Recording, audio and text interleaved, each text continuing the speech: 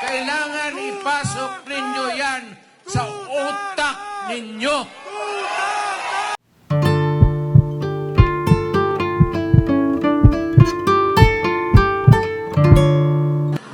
There was this request from Manila and other places asking me na kung magsalita ako, it's either in English or in Tagalog.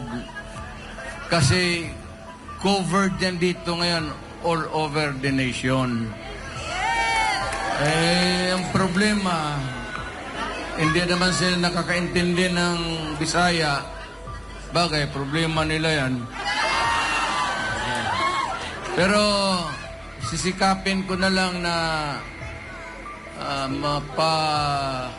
mapaligaya ako na magsalita ako ng English pati Tagalog. Pero ako ay Bisaya. Sana yung Just yan, sana yung ano ko.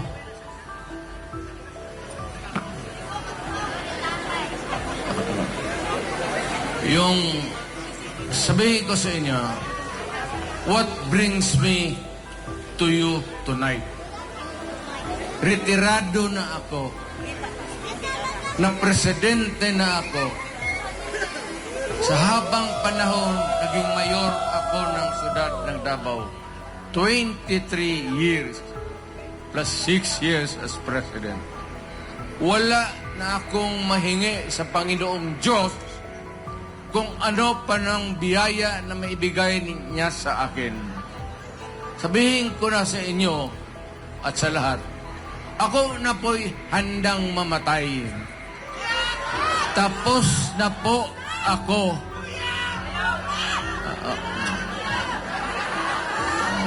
Paano tayo mamatay niyan kung buyag-buyag kayo dyan?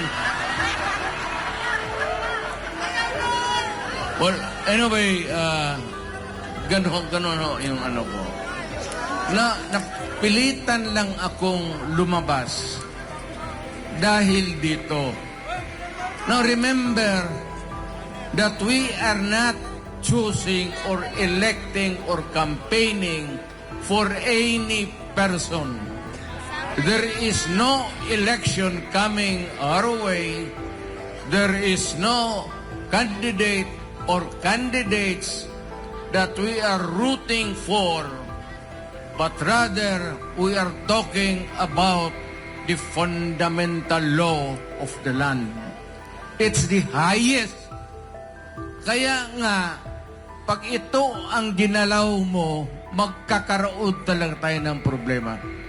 Ever since, noong panahon ni Marcos, yung tatay niya, yun ang unang tao na ginagalaw yung konstitusyon.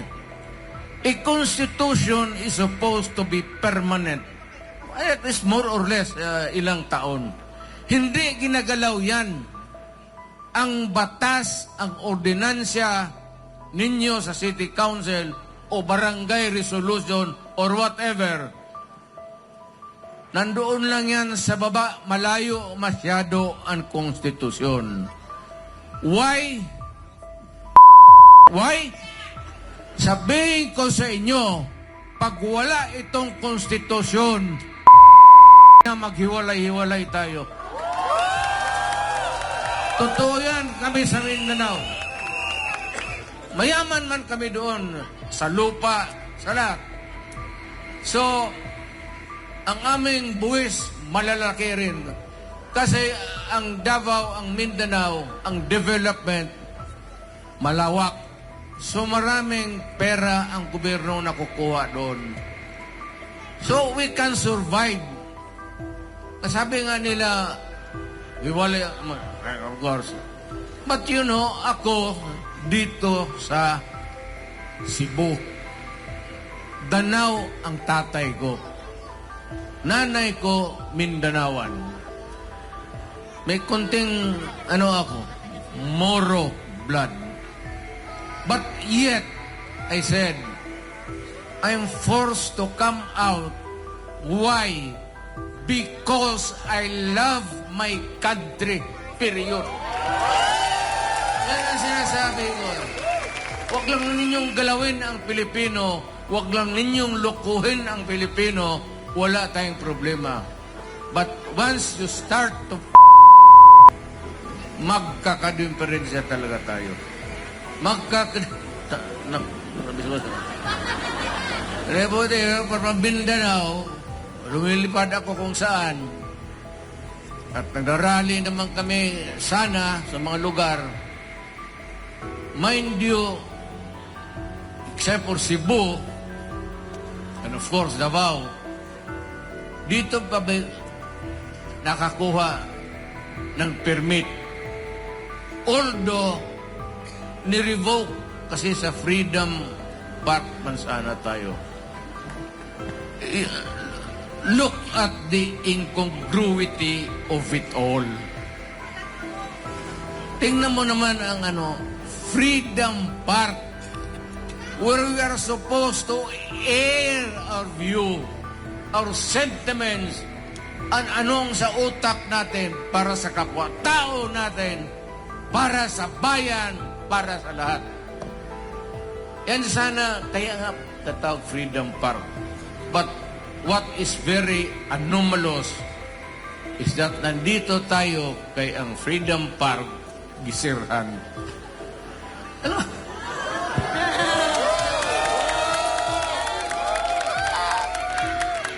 Sa katagal-tagal kong pagkamayor, I never did it. Even once. Sinong gustong mag-rally doon? Maranao, Maguindanao, Moro people, Miswari, nasyonalista, liberal, PDP noon, election. Gamitin ninyo. Huwag nang permit. Sa Davao, walang permit. Mamili lang kayo doon sa caretaker sa plaza. Anong araw na bakante itong plaza? Magpa-schedule kayo. O sige, amin itong araw na ito. Inyo yan. Inyo yan. Bakit? Alam mo bakit? This is a public place. Hindi ito may-ari ng syudad. Hindi ito may-ari ng tao. Ang may-ari nito ang buong Pilipinas. Kailangan ipasok ninyo yan sa utak ninyo. Kaya tayo nagmamahalan dahil isang lahi nga magkamukha tayo. Kay Maranao ka, kay Maguindanao ka, galing ka bang hulo, meron man dito, marami man silang mga muro. Tingnan mo, kamukha mo. Why?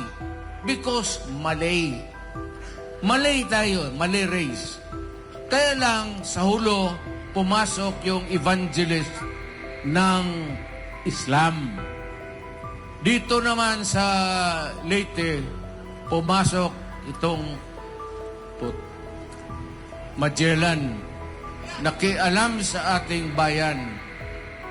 Ang masakit nito, pumunta sila dito, ayaw ko namang, and they stayed here for 400 years. Gaano katagal yung 400 years? Alipid tayo sa sariling bayan natin ng mga banyaga. Pagkatapos ng Espanyol, pumasok ang Amerikano. Anong ginawa nila?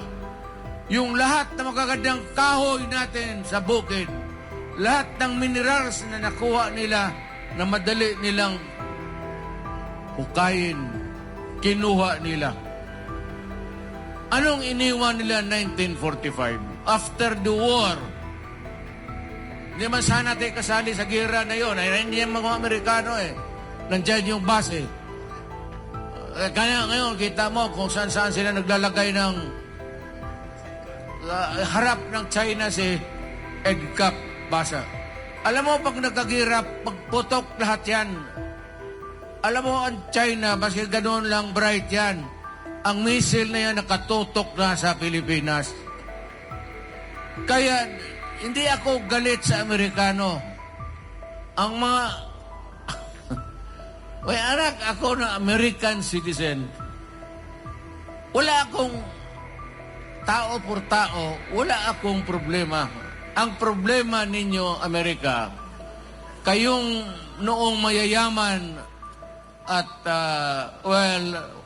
mighty, may mga armas, pumunta kayo dito sa Asia.